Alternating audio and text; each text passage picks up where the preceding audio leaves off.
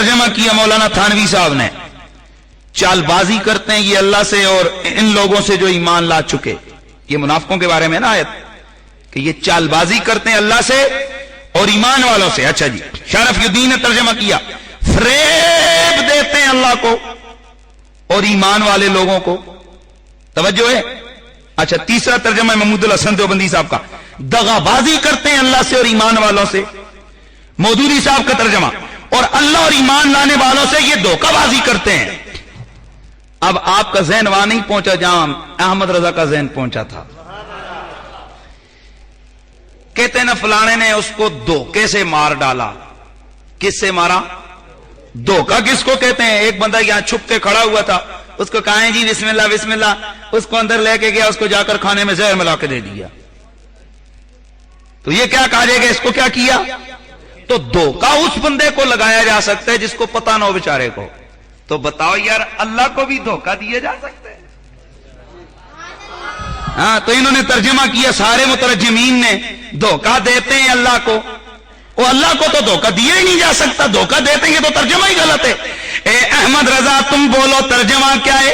آپ نے فرمایا وہ دے تو نہیں سکتے پر دھوکہ دینا چاہتے ہیں اللہ کو.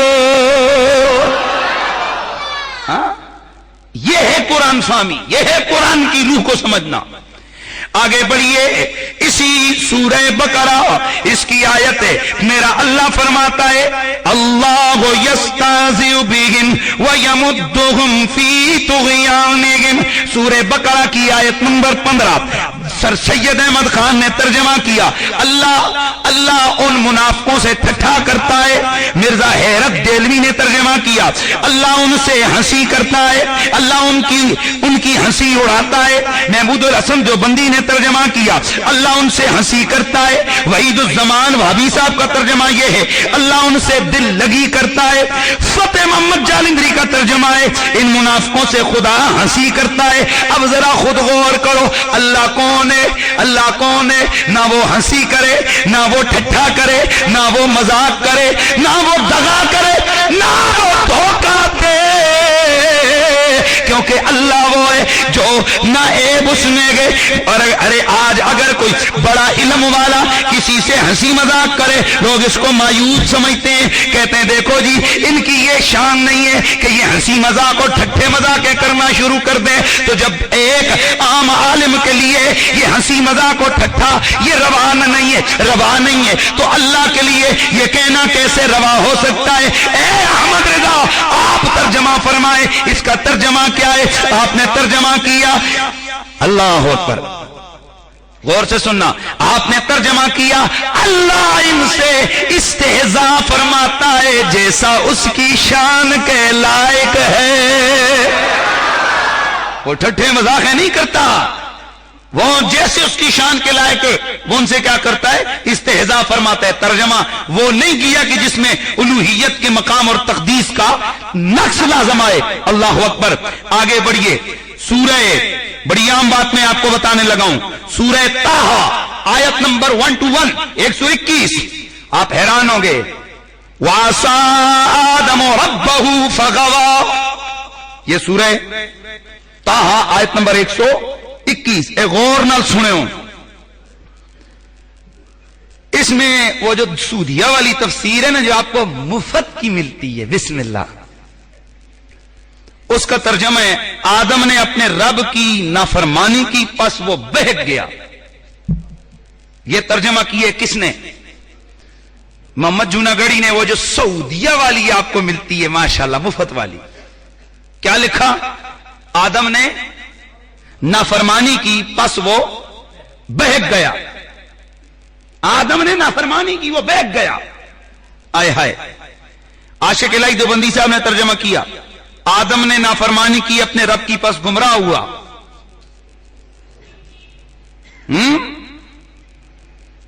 مجھے بتاؤ یہ جو ترجمے ہیں جن میں نبی کے لیے نافرمان کا لفظ، نبی کے لیے بھٹکنے کا لفظ، نبی کے لیے بہکنے کا لفظ، نبی کے لیے گمراہ کا لفظ ہے، یہ ماشاءاللہ آپ کا ایمان سلامت رکھیں گے نا. جب آپ کے بچے پڑھیں گے اگر وہ ان کو تو لمبے چوڑے مسئلے کا نہیں پتا, اگر وہ اتنا ہی پڑھیں کہ وہ خیر ہے جی آدم نے نافرمانی کی, اگر ہم نے کر دی تو کون سا جرم ہو گیا, تو کیا یہ آپ کی اصلاح ہو رہی ہے قرآن سے, یا الٹے آپ کے ان غلط ترجموں کی وجہ سے آپ کے عقیدے خراب ہو رہے ہیں؟ اے احمد رضا اب تم ترجمہ کرو. امام احمد رضا فاضل بریلوی نے اپنے ترجمہ کنز الایمان شریف کے اندر ترجمہ کیا, آدم سے لغزش ہوئی اور جو مطلب چاہا تھا اس کی راہ نہ پائی. یار کہاں بھٹکنا, گمراہ ہونا, نافرمانی کرنا, اور یہ ہے مقام نبوت کے مطابق. لغزش ہوئی آدم سے اور جو مطلب چاہا تھا اس کی راہ نہ پائی.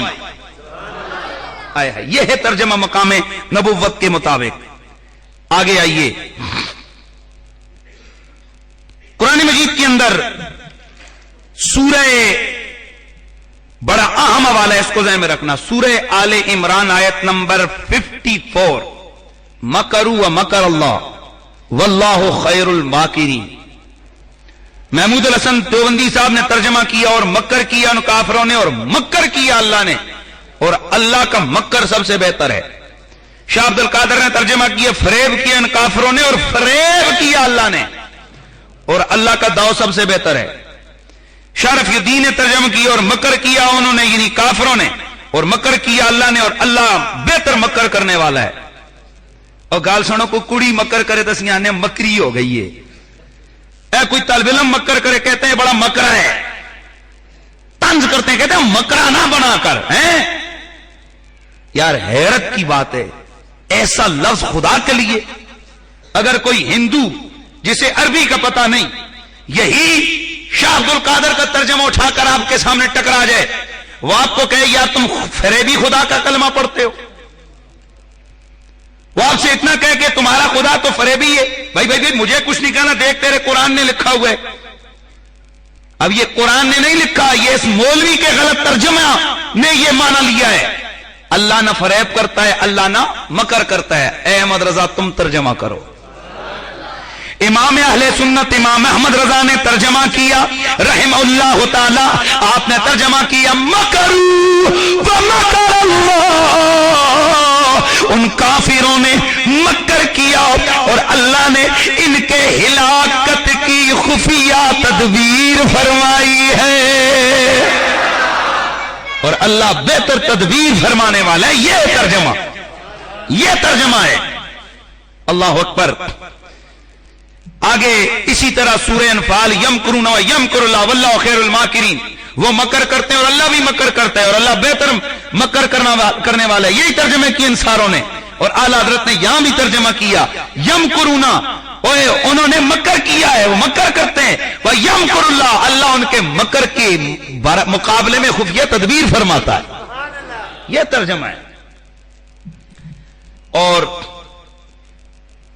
اگلی آیت ہے قال الحواریون نحن انصار اللہ, یہ حواری بولے کہ ہم انصار اللہ ہیں. اس کا ترجمہ کیا محمود الحسن دیوبندی صاحب نے کہ ہم مدد کرنے والے ہیں اللہ کی. کس کی مدد کرنے والے؟ اللہ کی. لو جناب, بندیاں دی مدد دا تے عقیدہ کوئی نہیں, اللہ دی مدد پہ آ گیا. ہم مدد کرنے والے ہیں اللہ کی. مودودی صاحب کا ترجمہ کی ہے ہم اللہ کے مددگار ہیں. عبد الماجد دریابادی صاحب کا ترجمہ ہے ہم ہیں اللہ کے مددگار. شرف الدین صاحب کا ترجمہ ہے ہم ہیں مدد دینے والے اللہ کے. احمد رضا بریلوی رحمت اللہ تعالی آپ نے ترجمہ کیا ہم اللہ کے دین کے مددگار ہیں.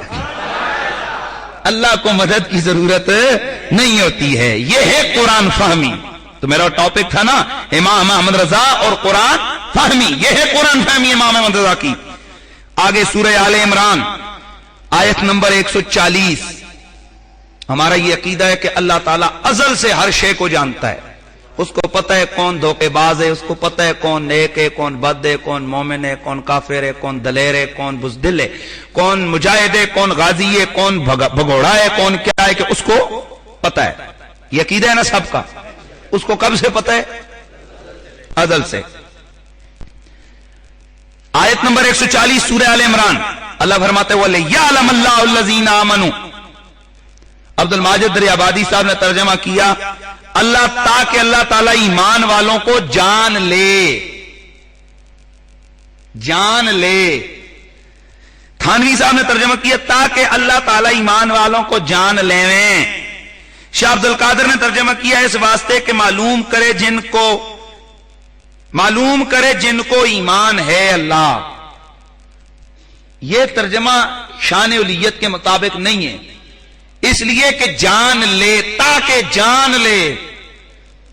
اللہ کی یہ شان کے لائق نہیں ہے کہ وہ جان لے، کیونکہ وہ ازل سے جانتا ہے. یہ جان لے یہ بندوں کے لیے، یہ علم کسبی کے اوپر دلالت کرتا ہے. اعلی حضرت نے ترجمہ کیا، فرمایا جانتا تو اللہ ہے ایمان والوں کو. یہ غزوہ احد کے معاملے پر اللہ کریم نے فرمایا وَلِيَعْلَمَ اللَّهُ الَّذِينَ آمَنُوا، اور تاکہ اللہ پہچان کروا دے ایمان والوں کی. جان لے نہیں، اللہ پہچان کرا دے کس کی؟ ایمان والوں کی. اور سورہ آل عمران آیت نمبر 142 سے بڑا عجیب ترجمے لوگوں یہاں غور کرنا. وَلَمَّا يَعْلَمِ اللَّهُ الَّذِينَ جَاهَدُوا مِنْكُمْ وَيَعْلَمَ الصَّابِرِينَ.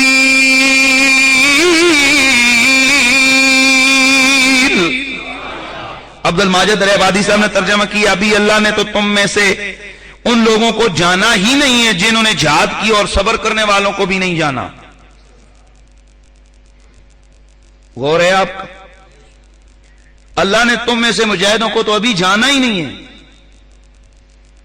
فتح محمد جلندری صاحب نے ترجمہ کیا حالانکہ ابھی خدا نے تم میں سے جہاد کرنے والوں کو تو اچھی طرح معلوم نہیں کیا، اور یہ بھی مقصود ہے کہ وہ ثابت قدم رہنے والوں کو معلوم کرے. شاہ عبد القادر نے ترجمہ کیا اور ابھی معلوم نہیں کیے اللہ نے جو لڑنے والے تم میں، اور معلوم کرے ثابت رہنے والے. یار کیا معاذ اللہ نے اللہ کو معلوم ہی نہیں ہے کہ کون مجاہد ہیں اور کون جناب صبر والے. اعلی حضرت نے ترجمہ کیا، فرمایا اور ابھی اللہ نے تمہارے غازیوں کا امتحان لیا ہی نہیں ہے، اور نہ صبر کرنے والوں کی آزمائش کی ہے. یہ ترجمہ کہاں یہ کہ اللہ جان لے، ابھی جانا ہی نہیں ہے. معاذ اللہ ثم معاذ اللہ، کیا اللہ نے ابھی تک نہیں جانا ہوا کہ جنگ احد میں صبر والے کون ہیں، غازی کون ہیں، مجاہد کون ہیں، کون لڑنے والے، کون بھاگنے والے؟ کیا اللہ کو پتہ نہیں ہے؟ تو پھر یہ ترجمہ کرنا آپ بتاؤ ایمان والوں ذرا سوچو کہ کیا یہ ترجمہ مناسب بنتا تھا؟ اللہ اکبر. اور آگے ترجمہ ہے فَلَا تَكُونَنَّ مِنَ الْمُمْتَرِينَ، سورہ انعام آیت نمبر 114 ہے. اس کا ترجمہ کیا رفیع الدین فتح محمد جلندری صاحب نے کہ تم ہرگز اے نبی شک کرنے والوں میں سے نہ ہونا. کس نے ترجمہ کیا؟ فتح محمد نے. کیا اے نبی تم ہرگز شک والوں میں سے. محمود الحسن صاحب نے ترجمہ کیا تم مت ہونا شک کرنے والوں میں سے. اشرف علی تھانوی صاحب نے ترجمہ کیا آپ شبہ کرنے والوں میں سے نہ ہونا. شاہ رفیع الدین صاحب نے ترجمہ کیا پس مت ہو شک لانے والوں سے. اب یہاں پر انہوں نے ڈائریکٹ مخاطب بنایا کس کو؟ رسول اللہ کو، کہ نبی تو شک کرنے والوں میں سے نہ ہونا. اور یار نبی بھی شک کرنے والا ہے. امام احمد رضا فاضل بریلوی نے ترجمہ کیا اے سننے والے تو ہرگز شک کرنے والوں میں سے نہ ہونا. نبی مخاطب نہیں ہے یہاں، ہم تم قرآن سننے والے ہم مخاطب ہیں اس قرآن کے کہ تم شک میں سے نہ ہونا، کیونکہ نبی کو جو نبوت ملتی ہے وہ مقام شک سے بالا تر ہو کر مقام یقین پہ فائز ہونے کے بعد اللہ اسے نبوت عطا فرماتا ہے. تو جب مقام نبوت مانا اور نبی مان لیا تو ماننا پڑے گا جو اللہ کا نبی ہے وہ مقام شک پہ نہیں ہوتا، وہ مقام یقین پر فائز ہوتا ہے. اور مقام یقین والوں کو یہ کہنا کہ تو شک کرنے والوں میں سے نہ ہونا یہ روح قرآنی کے خلاف ہے. لیکن احمد رضا نے ترجمہ کر کے بتایا کہ قرآن اس طرح سمجھا جاتا ہے. اللہ اکبر. آگے بڑھیے سورہ توبہ کی آیت نمبر 79. بڑی عجیب، یہاں بھی عجیب سا معاملہ ہے. فَيَسْخَرُونَ مِنْهُمْ سَخِرَ اللَّهُ مِنْهُمْ.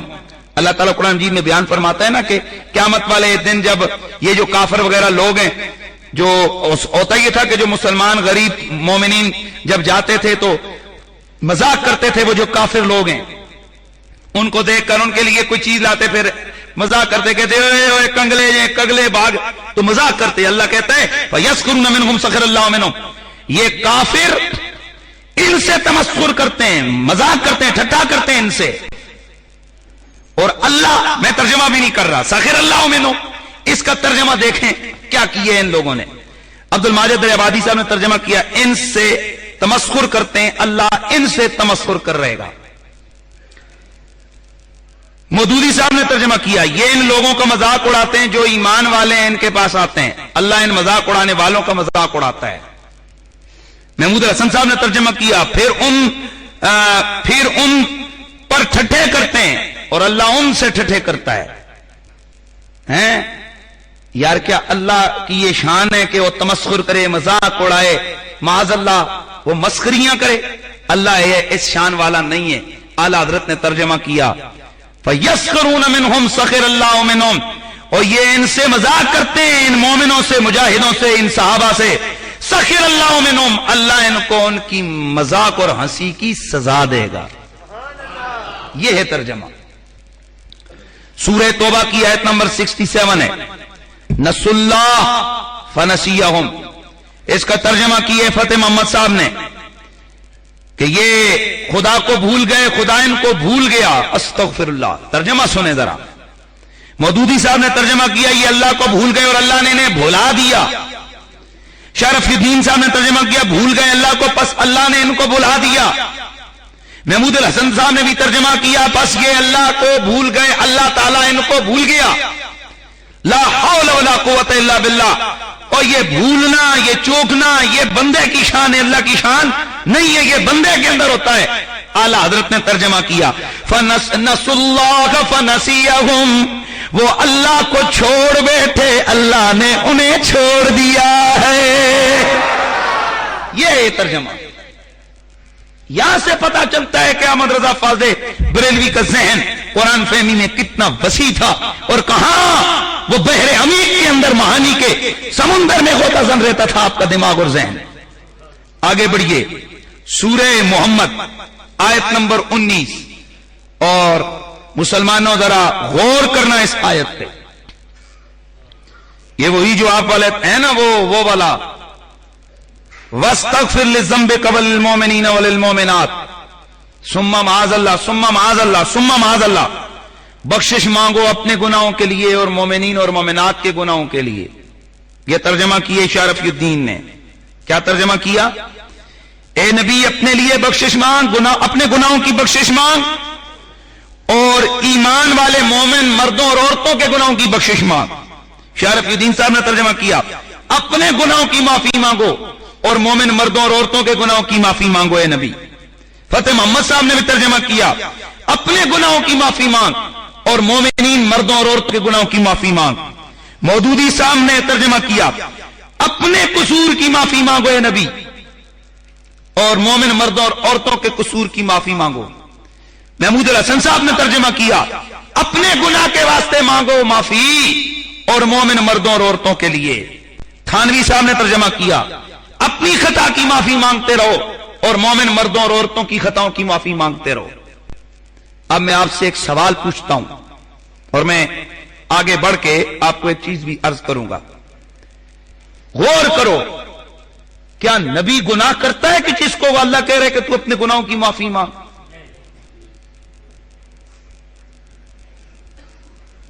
इमाम अहमद रजा फाज़िल बरेलवी ने कहा, जालिमों, और तुम्हें कुरान का फहम नहीं आता तो कलम उठाने की जरूरत क्या है, तर्जमे करने की जरूरत क्या है? आपने तर्जमा किया, वस्तगफिर लिज़ंबिका वलिल मुमिनीन वलिल मुमिनात। ओ लोगों, याद रखो, और नबी गुनाह नहीं करता, न सगीरा न कबीरा, न छोटा न बड़ा। वजह क्योंकि नबी का हर फेल हमारे लिए सुन्नत। तो अगर नबी गुनाह करे तो फिर उसका गुनाह भी तो हमारे लिए सुन्नत होगी ना, फिर तो हमें भी माज़अल्लाह सुम्मा माज़अल्लाह। ये कहां तक चला जाएगा ये मामला? नबी गुनाह नहीं करता। इस आयत का तर्जमा क्या है? आपने तर्जमा किया, ए मेरे महबूब, अपने खासों और आम मुसलमान मर्दों और औरतों के गुनाहों की माफी मांगो। اپنے گناہوں کی نہیں، اپنے خاصوں اور عام مومن مردوں اور عورتوں کے گناہوں کی معافی مانگو. یہ ہے ترجمہ، یہ ہے ترجمہ اور یہ ہے قرآن فہمی. اور یہ آیت نمبر کون سی تھی میرا سننے والا؟ یہ آیت کا نمبر یاد رکھے، آیت نمبر 19 سورہ محمد، پارہ نمبر 26 سورہ محمد آیت نمبر 19، جس میں نبی کو گناہگار لکھا گیا. اور پھر آیت 2 سورہ فتح 26واں پارہ، لِيَغْفِرَ لَكَ اللَّهُ مَا تَقَدَّمَ مِن ذَنبِكَ وَمَا تَأَخَّرَ. اس کا ترجمہ کیا فتح محمد جلندری صاحب نے کہ تاکہ خدا محمد تمہارے اگلے اور پچھلے گناہ بخش دے. اور شرف الدین صاحب نے ترجمہ کیا بخشے واسطے تیرے خدا جو کچھ ہوا تھا پہلے گناہوں سے تیرے اور پچھلے گناہوں سے تیرے. محمود الحسن صاحب نے ترجمہ کیا تاکہ معاف کرے تجھ کو اللہ جو آگے ہو چکے تیرے گناہ اور جو پچھلے ہوں گے تیرے گناہ. شاہ عبد القادر نے بھی یہی ترجمہ کیا. اور اللہ تعالیٰ تاکہ تمہاری اگلی اور پچھلی خطاؤں کو معاف کر دے. اعلیٰ حضرت نے فرمایا او اللہ کے بندو، او نبی کے خطائیں اور گناہ نہیں ہوتے ہیں، بلکہ یہاں پر کیا ہے؟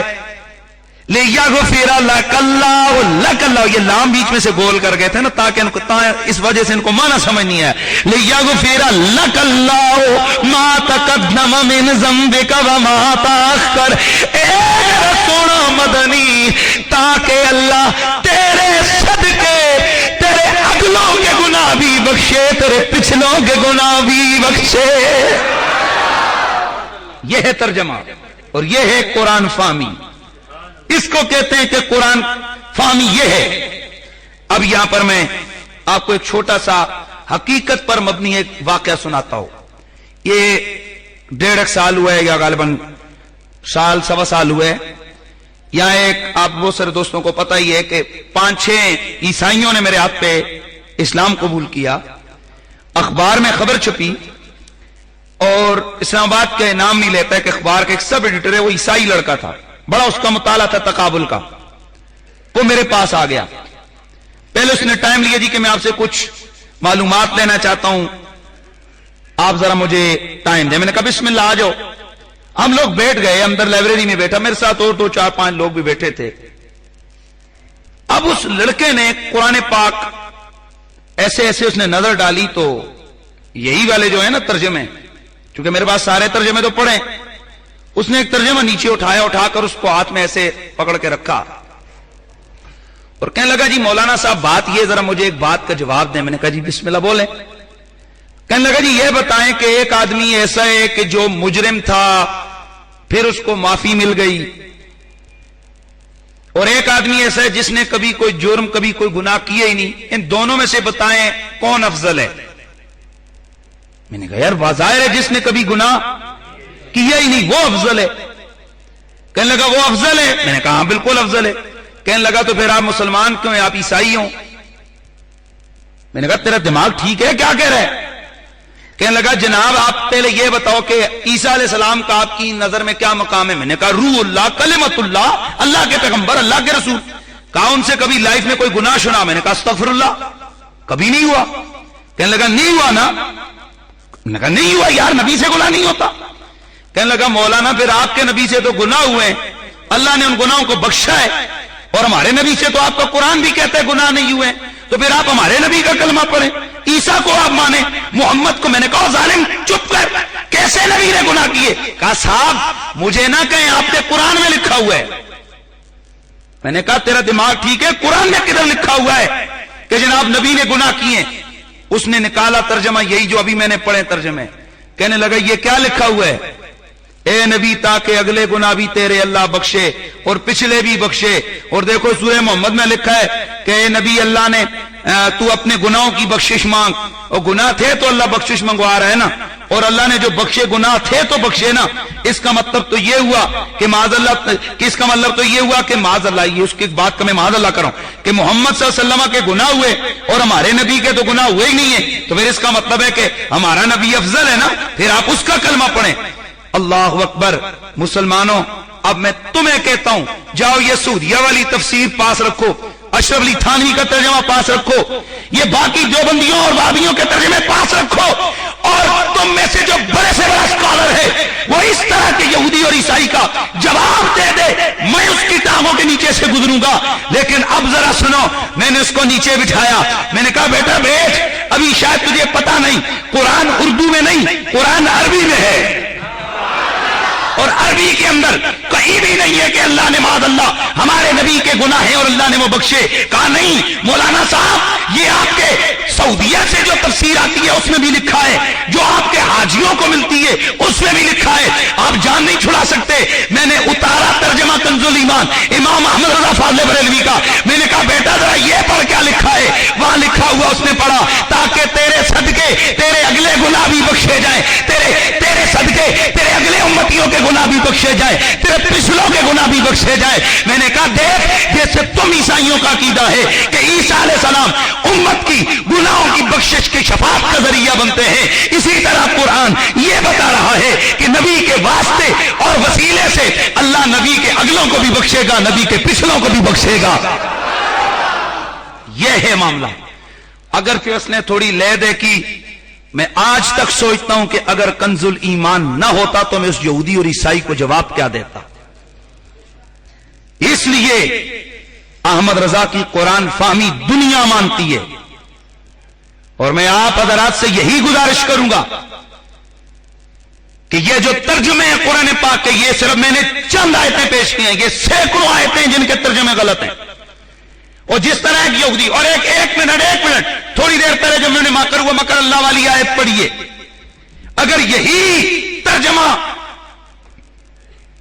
شاہ عبد القادر کا ترجمہ اٹھا کر اگر ایک سکھ اور ہندو آپ کے سامنے آ کر باس کرے اور کہے کہ تیرا خدا فریبی ہے, اس کو کیا جواب دو گے؟ اس لیے مسلمانوں, یہ جو کہتے ہیں جی یہ آپس میں مولوی لڑتے ہیں, مولویوں کا دماغ خراب نہیں ہے کہ مولوی لڑتے ہیں, مولوی جناب پاگل نہیں ہے. اگر وہ کہتے ہیں نا کہ جد بولیے تو پھر بھانبڑ مچتا ہے, اگر ہم بولے تو آگ چلتی ہے, بھانبڑ مچتے ہیں پھر, اور نہ بولے تو ایمان خراب ہوتا ہے, اللہ کے مجرم بنتے ہیں. لہذا جو مرضی کوئی کرتا رہے, آپ کو میرا اس منبر کا فرض تھا کہ آپ کو بتائیں. آج کے بعد یہ سننے والے غور سے سنو, کسی ایرے غیرے نتو غیرے کے قرآن مجید کے ترجمے کو بے شک عزت و ادب اور احترام کے ساتھ لا کے تم اس مسجد میں میرے پاس آ کر جمع کرواؤ, اور ہر آدمی اپنے گھروں میں اور جہاں بھی وہ ترجمہ پڑھتا ہے تو وہ ترجمہ امام احمد رضا فاضل بریلوی کا ترجمہ پڑھے. کون سا؟ کنز الایمان. کون سا ترجمہ پڑھے گا؟ کنز الایمان شریف کو ترجمہ پڑھے. اور اگر نہیں تو پھر ان جوابوں کے سوالوں کے جواب تیار کرو, پھر کیا جواب ہیں تمہارے پاس. اور یہ جو سعودیہ سے آنے والی تفسیر ہے, یہ اصل فرقہ واریت یہ پھیلا رہی ہے. کیا یہ فرقہ واریت نہیں ہے؟ اس کے صفحہ نمبر 1069 سورہ نمل کے اندر لکھا ہوا ہے کہ نبی علیہ السلام کو تو نبوت ملنے سے پہلے پتہ ہی نہیں تھا, ان کے وہم و گمان میں بھی نہیں تھا کہ مجھے نبی بنایا جا رہا ہے. میں نے کہا لانتی, تو کہتا ہے کہ نبی کو پتہ ہی نہیں تھا, وہم و گمان میں ہی نہیں تھا کہ مجھے نبی بنایا جا رہا ہے. حالانکہ میرے نبی تو فرماتے ہیں میں تو ماں کے پیٹ میں تھا, لوح محفوظ کے اوپر چلتی ہوئی قلم کی آواز کو سن رہا ہوتا تھا. آپ جب گزرتے تھے آپ کی والدہ پہ درخت سلام کر کے کہتے تھے او رسول اکرم کی ماں تمہیں سلام ہو. اور میرے مصطفیٰ فرماتے ہیں میں تو تب مرتبہ ختم نبوت پہ فائز تھا کہ ابھی آدم کا جسم بھی تیار نہیں ہوا تھا. ہاں تو کیا سمجھتے ہو جی نا وہ حضور کو او جی اچانک انہیں پکڑ کے نبی بنایا گا, ان کو پتہ ہی نہیں تھا. لا حول ولا قوت الا باللہ العلی العظیم. اور ایک محلے کا کونسلر بنتا ہے تو اس کو پتہ ہوتا ہے میں بننے لگا ہوں, اور تو جو کائنات کا سب سے بڑا منصب نبوت ہے اس کی بابت تو کہتے ہے کہ بس اچانک پکڑ کے رب نے نبی بنا دیا. تیرا تو یہ نظریہ لوگوں کے ذہنوں میں جائے گا کہ بس اس کا مطلب ہے کہ اچانک اللہ تعالیٰ کسی بندے کو پکڑتے اور پکڑ کے نبی بنا دیتا ہے. لا حول ولا قوت. حالانکہ قرآن کہتا ہے اللہ یعلم حیث یجعل رسالتہ, اور اللہ جانتا ہے کہ اس نے اپنے اس نبوت کے گوہر اور نبوت کے موتی کو کس سیٹ میں جا کر ڈالنا ہے اور رکھنا ہے, اور کہاں اس نے نبوت کا منصب عطا فرمانا ہے. یہ ہے قرآن اور حدیث کا فہم. حضرات, اور مجھے اللہ کا شکر کرنا ادا کرنے اور فخر کرتا ہوں میں اللہ کا کرم ہے کہ میرے سننے والا جاہل یا نہیں بیٹھا ہوتا. میرے سامنے اللہ کا کرم ہے کہ پڑھے لکھے نوجوان کالجز یونیورسٹیز کے اسٹوڈنٹس اور اچھے عہدوں پہ آپ لوگ فائد ہونے والے لوگ اور ایجوکیٹڈ لوگ آپ یہاں پر بیٹھے ہوئے ہو. اس لیے یہاں تک ممکن ہو آگے اس دین کی تبلیغ کرو, اس میسج کو عام کرو, جتنا ممکن ہو اس بیانات کی کیسٹیں اور یہ چیزیں آگے پہنچاؤ لوگوں کو, تاکہ انہیں یہ مفت کی تفسیریں پڑھنے کا خمیازہ نہ بھگتنا پڑے. اس لیے اللہ سے دعا کرتے ہیں اور بات کو ختم کرنا چاہتا ہوں. وہی علم کی دنیا کا نیر تاباں, قرآن فہمی کا وسیع و عریض ملکہ رکھنے والا, عاشقوں کا امام, امام اہل سنت امام محمد رضا فاضل بریلوی علیہ رحمہ, اسی سفر المظفر کے مہینے میں آپ کا وصال ہوا. انا للہ و انا الیہ راجعون. اللہ تعالیٰ مجھے اور آپ کو اکابر کی اتباع کی توفیق عطا فرمائے. وآخر دعوانا الحمد.